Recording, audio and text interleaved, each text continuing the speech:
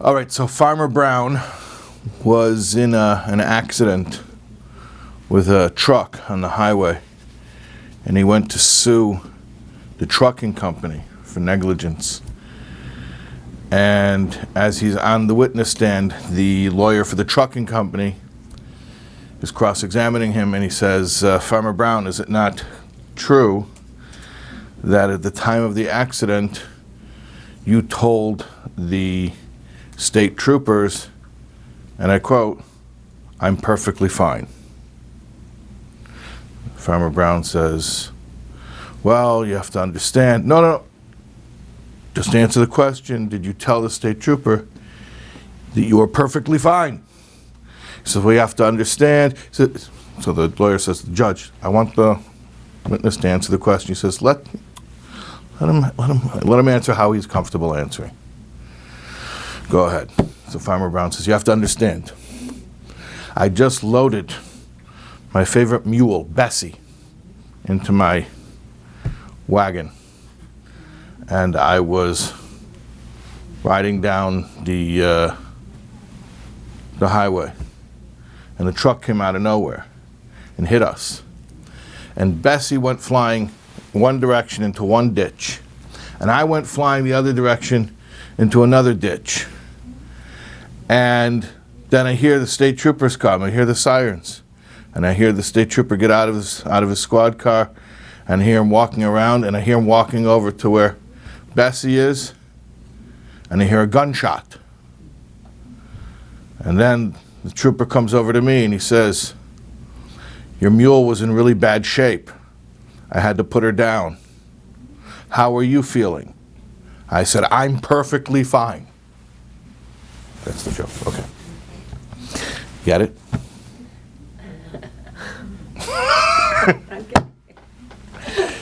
The guy, when a mule or a horse is really, really in poor shape, so you put them out of their misery, you kill them, they can't be cured, right? So he asked the farmer, how are you doing? If he would have said, I'm in bad shape, he was afraid they would shoot him. So he said, I'm perfectly fine. I'm fine. I'm fine, right? Leave me alone. Okay. Anyways, I'm perfectly fine. This week's Parsha, Parshas Vayeishev, falls in the week of Yud Tes Kislev, or maybe we should say Yud Tes Kislev falls in the week of Vayeishev. And we, in general, look for the significance. It's a concept from the Shalah, from the Shnei Luchos HaBris, that although the Torah reading is based on dividing the 53 parshas to be read over the year, there is, by divine providence, an underlying connection between the parsha of the week and the events that transpire in the week and historical events that are commemorated during the week. So we're looking for a connection between Vayeishev and Yud Tes Kislev, which is the Rosh Hashanah L'Chassidus, the day of the redemption from imprisonment of the Alter Rebbe, and it's known as a turning point for the dissemination of Pnimiyas HaTorah, the inner secrets of the Torah. Also, we're getting close to Chanukah, so we're ramping up to that. We're preparing for Chanukah already. So we're looking for that connection. So we're looking for a connection between the Parsha and Yud Tes Kislev and Chanukah. So I'm going to tell you a story, and then we'll get back to the Parsha and to Yud Tes Kislev and to Chanukah. The story takes place in Argentina.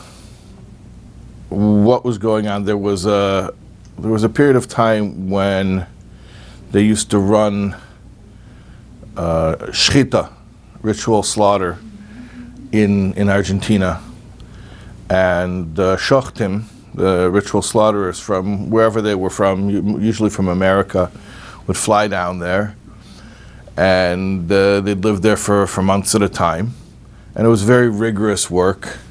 Basically, the shlachtais, the plant would open up at 6 in the morning, and it would, or 5 in the morning before dawn, and it would close at 6 p.m. after dark. And they had security there. The security was because of thieves. They had equipment. They didn't want the equipment to be stolen. So basically there was one time in the morning when everyone could be let in, and they'd open up the place, and then there was one time at night when everyone could be let out, and then they would lock it up for good. And then the night watchman would stay there. Nobody could come back in until the morning. That was the way that it was run. At any rate, there were a group of about 20 shochtim, 20 slaughterers, and they had finished a day of work, and it was 6 o'clock, it was dark. And what they would do is they would gather in sort of like a courtyard in front of the plant, but before the gate. And when they would all be gathered, then the guard would open up the gate and let them out, and then lock it up, and then the night watchman would come. So one evening, they're waiting to be let out of the gate, and they don't really speak Spanish, and the guard doesn't really speak Yiddish or Hebrew or English, whatever the languages, or Russian or Polish, whatever languages these guys spoke. Why do I say Russian or Polish? Because one of the people in the story was actually originally from Poland, from Warsaw, but I'll get to him in 1 second. The guard is telling the shochtim that he's not going to open up the gate, and they're getting very annoyed, and he can't really speak their language, and they can't really speak his, so they're yelling at him, "Open up the gate, we want to go home, it's late, let us out." And he's saying, no, I'm not letting you out. So they're yelling at him, "Open the gate." So he says, "No, I'm not opening the gate." He's telling them, "There's one more. So there's no more. Yes, there's one more rabbi. They said, "There's no more rabbi. We're all here. Let us out." He said, "No, I'm not going to let you out." So finally, they went back in the plant, and they went around, and they opened up a deep freezer. And they found one of the rabbis was in the deep freezer. He'd somehow gotten locked in. He couldn't get out. And he would have been left there overnight. And he would have died. So they took him out of the freezer. And they warmed him up. And after they saved his life, so they said to the guard, how did you know? There's a stereotype that all rabbis look alike, right? Especially if you're not from somebody's culture, so you look at them, a group of them, as all looking alike. So this local guy from Argentina, is non-Jew, he sees 19 rabbis. How does he know one rabbi is missing? I mean, it's very unusual that he would notice the one guy. And they were all saying, "No, nobody's missing." So they asked him, "How did you know?" So the guard says, "Every morning, the workers come, you guys, the rabbis, the shochtim, and they walk in. I let everyone in, they walk in. There's only one rabbi. Every morning he comes in, he says, 'Hello, good morning.' And every night when he leaves, he says, 'Goodbye, good night.' This morning, this rabbi said hello, good morning, but tonight I did not hear goodbye, good night, so I knew he wasn't here. And that's why I insisted you have to go and find him." And that's how they found him. Now, who was this? This was a Yid named Rebbe Avram Ziskind, a Choshev Yid. He was from Warsaw, Poland. He became close to Lubavitch there when the previous Rebbe was in Poland. He came over to America, first to Israel and then to America. He was actually married to one of 3 sisters. So his 2 brothers-in-law, also very Choshev Yidden, Moshe Pinchas Katz and Rebbe Mordechai Mentlik, were his 2 brothers-in-law. He himself was the first Rosh Koilel in Crown Heights in 770. He actually was the first person to start a women's shir in Chassidus in Crown Heights. He's the first, he has that distinction, the first one to do that. And many other accomplishments. Happens to be, he was also a shochet. So he was down there in Argentina, making a living for a few months. And what saved his life, and what enabled him to continue to come back to New York and to do all of the things that he did, and to teach Torah and to help so many people, is only because of this seemingly small habit he had of saying good morning and saying good night to somebody who everybody else overlooked. Okay. So in this week's Parsha, Parshas Vayeishev, Yosef Tzaddik he's a slave. Then he's framed for a crime he didn't commit. He's thrown in prison. He's thrown in prison, and when he's in prison, he's there at the same time as Providence would have it, with the chief baker and the chief butler. And it says that when he gets there, he arrives in prison. Yosef came to them in the morning. He saw them, and they were, Zayafim means they were sad, or they were distraught. The chief baker and the chief butler. Vayishal, and he asked, Esri Seifare, these attendants, officers of Pare, Asher Itai, that were with him, Bimishmar, there in prison, Beis Adonov, in the house of his master, Potiphar. Leimer, saying, Yosef says to the two other prisoners, Madua pneichem ra'im hayim, why are your faces bad? Meaning, why do you look distraught today? It's a miracle, if you think about it, that Yosef even asked this question. First of all, this was the lowest point of his life. This is before the dream interpretation thing started. This is before he became viceroy. This is as he's arriving in prison for a crime he didn't commit. He's at his lowest point, okay? He's been torn away from his home, torn away from his family. His father doesn't know his true whereabouts. He becomes a slave. Then as a slave, he's framed for a crime. Now he's thrown in prison. At this point, any normal person would say, you know what? I'm sorry, I can't notice what's going on with other people. I have my own problems. So that's one. Number two, who did he ask? Hey, what's wrong, guys? Why do you look upset? Sri Seifare, officers of Pare. That's the power structure that's oppressing him, and put him where he is, put him in jail. So why should he care about two of these insiders? They're part of the problem. They're part of the system that's oppressing him. So he shouldn't care about them. Or maybe even, if he's really full of self-pity, he should be so resentful and say, good, I'm glad, at least there's some misery being spread around. Let them suffer.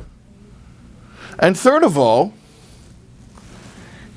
it takes an extra, outgoingness to ask them, why do you look sad today? They're in prison. Everybody looks sad.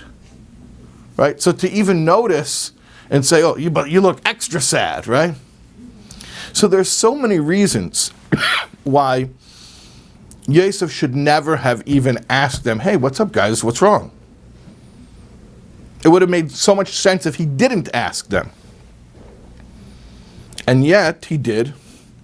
And because he did, they answered the question. They said, well, we both had dreams that troubled us. From that, his dream interpreting skills became revealed. And from that, it actually freed him from prison. It freed him from prison because he became a dream interpreter. But that's not all.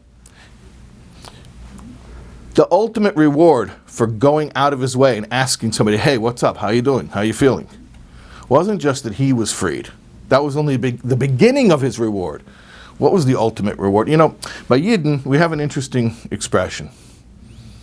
There's an expression we use, tizku lemitzvahs. We say it so often, we don't even think what it means. But like, how many times I've picked up somebody on the side of the road, and where are you going? Going a mile down, and you drive them the mile down, and you drop them off, and they say, Tiskele mitzvahs. Tiskele mitzvahs means you should be zeicha, you should merit to do mitzvahs. Hold on a second. I just did a mitzvah. I do a guy a favor. Tiskele mitzvahs, you should merit to do mitzvahs. Well, what are you saying? I just did a mitzvah, and I should merit to do a mitzvah. What does it mean? It means mitzvah gereres mitzvah. A mitzvah causes a mitzvah. So, if somebody just did a mitzvah, what's the nicest thing you could tell them? Hey, keep it up. You should merit to do more and more stuff like this. In other words, the greatest reward for doing good is not just that I'm going to be personally helped. The greatest reward for doing good is that Hashem gives me more opportunities to help, so I can do more of the same. So Yosef's reward for going out of himself and saying, hey guys, what's up? What's wrong? How can I help you? His reward only started when it got him out of prison. But what was his real reward for going out of his way and seeing if he could help a couple strangers? His real reward is he went out of his way to help a couple strangers, and that enabled him to help the world. He saved the world from famine. He saved the world from famine. So you go out of your way a little bit, and not only does it help you, but the greatest reward, it allows you to help others. That's the lesson of Vayeishev, and that's the connection both to Yutes Kislev and to Chanukah. Yutes Kislev, Rosh Hashanah L'Chassidus, Chassidus is compared to oir, to light. Chanukah is a festival of light. We light the menorah with actual light. There are a lot of reasons we use the metaphor of light, but I'll tell you one thing that light represents. This is something, when I saw this in the Sichos, the Rebbe said this, I thought only the Rebbe could say this word. What's light? Light travels incredibly fast, 186,000 miles per second. That's how fast light travels. The circumference of the earth is 25,000 miles. Okay, that means from any point on the globe, all the way around the long way, back to that same point, is going to be 25,000 miles. What does that mean? That means, in theory, if you light a light anywhere on the face of this earth, if it is unobstructed, if it doesn't get blocked, the light will travel around the world. Right? If it takes 1 second to go 186,000 miles, how long does it take the light to go around the world? 0.14 something seconds. In other words, the light can go around the world over 7 times in a second. Basically instantaneously. It's such a nominal amount of time that it's considered non-time. So what do we see? Light works super, super fast. So there's no such thing really as just a local effect. Everything's a global effect. That you light a light anywhere on Earth and it covers the entire Earth instantaneously. That's what light represents. That's what Chassidus allows us to appreciate. That there's no small mitzvah. And there's no such thing as me in my little corner of the world, or a small interaction, or a small person, or a small action.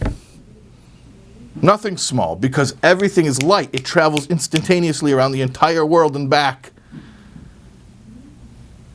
So if we appreciate that sometimes just going out of your comfort zone and thinking about others, even when, like Yosef, he was at the lowest point of his life and he had plenty of reasons to be resentful and really had plenty of reason to rationalize. There's no reason to even ask people how they're doing. And he had every reason to just not go out of himself. But if you put yourself aside, put aside the ego, and just look out for another human being, or like Reb Avram, the Sheikhet, just say good morning to a person, or good night, so that quote-unquote tiny act can have global repercussions. It can be the beginning of a chain reaction where you can actually save the whole world.